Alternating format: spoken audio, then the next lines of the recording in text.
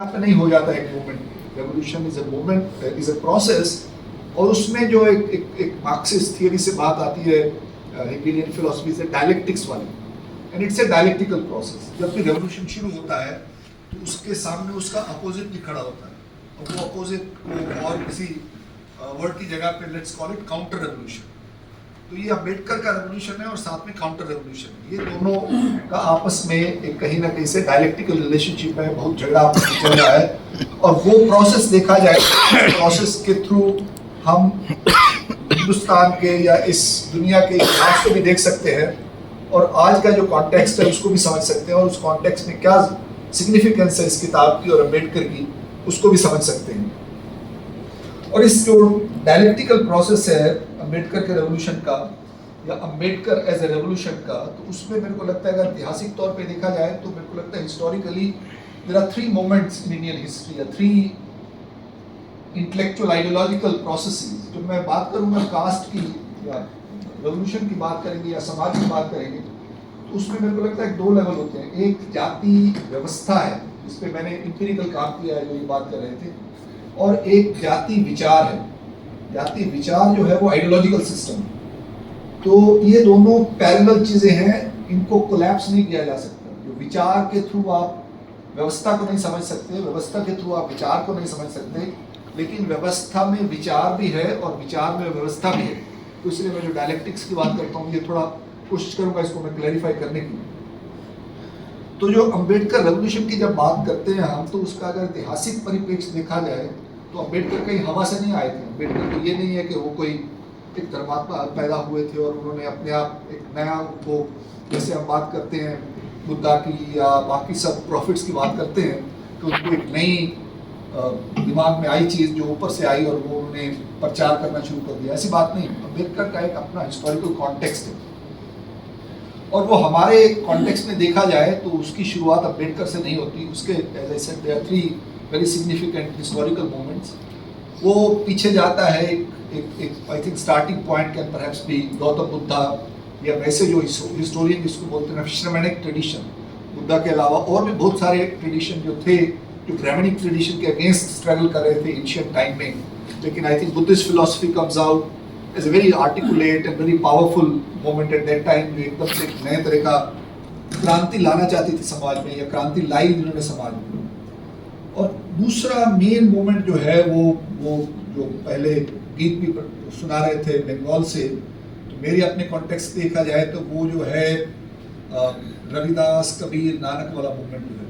अभी रविदास कबीर नानक ये एक ट्रायोलॉजी है, इकट्ठे हैं एक साथ, और इसके अलावा और dozens of other people are there in different parts of the subcontinent। वो अकेले 3 नहीं थे, लेकिन अगर उनकी धारणा देखी जाए और उसको जिस तरह से एक इस्टेब्लिशमेंट में, नेशनल इस्टेब्लिशमेंट में उनको भक्ति आंदोलन कह के अप्रोप्रिएट करने का कोशिश किया है कि वो तो हिंदू सनातन ट्रेडिशन का हिस्सा है, मेरे हिसाब से वो सच्चाई नहीं है। वो एक रेवोल्यूशन था, और उस रेवोल्यूशन में तीसरा जो एलिमेंट है उसको अगर साथ में लाएंगे तो फिर ये जो एप्रोप्रिएशन वाली बात काफ़ी डिफिकल्ट हो जाती है, और वो है साथ में सूफी ट्रेडिशन। तो ये Nanak, Kabir, Ravidas, Farid and many other Sufi cents जो नॉर्थ वेस्ट इंडिया में ज़्यादा जिनकी प्रेजेंस है, लेकिन beyond north west India, beyond Punjab, all over the sub continent also उनकी प्रेजेंस है। साउथ इंडिया में आपको जो सूफी दरगाह मिल जाएंगे, सूफियों का बानी मिल जाएगा। अगर आप उन सबको थोड़ा पास से एक सामाजिक नजरिए से देखें, जो अम्बेडकर बात करता है, जब democracy is a relationship, democracy is not political system, एक व्यवस्था, जो सामाजिक व्यवस्था की बात में देखी जाए सब तीनों का, ये तो सूफी में और कबीर, नानक, रविदास में काफ़ी सिमिलैरिटी है। और जिसको ब्रॉडली जो ये नेशनलिस्ट भक्ति बोलते हैं, मेरे को वर्ड भक्ति बड़ा दिक्कत देता है। हालांकि वो बात करते हैं किसी न किसी लेवल में डिवोशन की, लेकिन वो डिवोशन बड़ी रेवोल्यूशनरी है। वो डिवोशन जो है वो क्या बात करते हैं, डिवोशन की बात करते हैं वो प्यार की। और प्यार का अपोजिट क्या होता है? प्यार का अपोजिट होता है नफरत।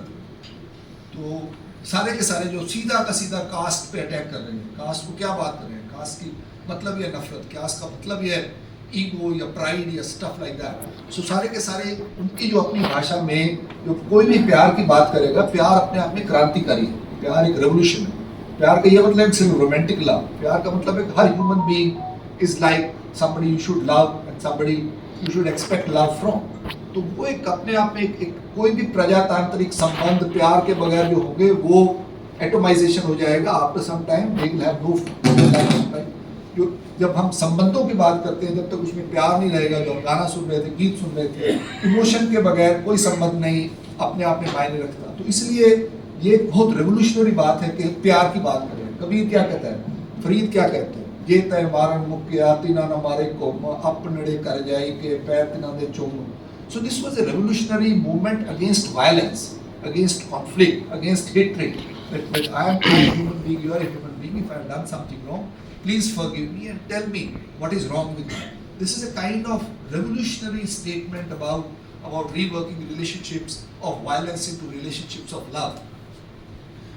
तो अब जो अंबेडकर का मूवमेंट है उसमें भी अंबेडकर अकेला नहीं, बहुत सारे लोग हैं। अंबेडकर है, फूले है, पेरियार है, पंजाब के केस में मंगू राम भी है, और बाकी डजन्स मिल जाएंगे जो पूरे के पूरे उस कॉन्टेक्स्ट में। और ये सारे के सारे जो है एक बड़ा इम्पोर्टेंट क्या बोलते हैं नेगोशिएशन कर रहे हैं अपने कल्चर से। जैसे अंबेडकर ने फाइनली बुद्धा को चुना, नानक की भी बात करते हैं, वो सिक्खी की भी बात करते हैं, कबीर, रविदास बहुत इंपॉर्टेंट है इन सब लोगों के लिए। लेकिन इनका मूवमेंट हिस्टोरिकली कुछ और बन चुका था, और वो था दुनिया का इतिहास किस टाइप में जा रहा था, वो उस पहले जो सो कॉल्ड मेडिवल टाइम में नहीं था। तो ये जो है अंबेडकर है या फूले है या पेरियार है, ये सारे के सारे जो रेवोल्यूशनरी स्पिरिट है हमारे समाज में, उसको मॉडर्निटी के कॉन्टेक्स्ट में ट्रांसलेट कर रहे हैं। अब अंबेडकर के सामने एक नई रियलिटी आ गई है कि आज जो समाज को ऑर्गेनाइज करने के लिए एक नया ढांचा इवॉल्व हो रहा है, जिसको हम राष्ट्र कहते हैं या नेशन स्टेट कहते हैं। अब नेशन स्टेट का आना, नेशनलिज्म का आना ऐतिहासिक तौर पे बहुत रेवोल्यूशनरी बात है। पहली बार ये पॉसिबल हुआ कि जिसमें आप आइडेंटिटी के बगैर, आप कौन है, रिलीजन क्या है आपका, एथनिसिटी क्या है, हालांकि लोग कहते हैं नेशनलिज्म के एथनिक रिलीजन रहे हैं, लेकिन उसके बाद जो ये कॉन्स्टिट्यूशनल डेमोक्रेसी की बात आती है दुनिया में आफ्टर द अमेरिकन रेवोल्यूशन, और फिर जो पूरा जो अम्बेडकर बार बार फ्रेटर्निटी की बात जो कर रहे हैं, भाईचारा जो है अपने हमारे अंदर जो एक क्या बोलते हैं बंधुत्व, और वो सब चीज़ें जो हैं वो पहली बार उस तरह से आर्टिकुलेट की गई हैं जो अभी तक आर्टिकुलेट नहीं होती, किसी ने भी उस तरीके से नहीं रखा था। हमारे यहाँ है बात, ये बात नहीं कि वो नहीं है। वो रविदास एस्पायर कर रहा है बेगमपुरा की, वो यही कह रहा है, उसका एक अपना यूटोपिया है कि मैं एक ऐसा शहर हो जाए मैं घूम सकूँ, मेरे को कोई नफरत ना करे, मैं किसी से भी जाकर बात कर सकूँ, कहीं बैठ के मैं खा सकूँ, जिन्हें कोई गम ना हो। तो उसकी कविता को आप थोड़ा ध्यान से डिकोड कीजिए तो उसमें सारी डेमोक्रेटिक इमेजिनेशन है। जो यूटोपिया का कॉन्सेप्ट यूरोप में आता है 19th सेंचुरी में, ऑलरेडी है इंडिया में। जो हम बात कर रहे थे सपना आना, तो वो सपना जो हर किसी को नहीं आता जो बात कर रहे थे, सपना आ गया तो इसका मतलब ये है कि हम कुछ कर सकते हैं। इसीलिए होप की जो बात है, होप बड़ी जरूरी चीज़ है, होप हमारी पॉलिटिकल रिस्पॉन्सिबिलिटी है।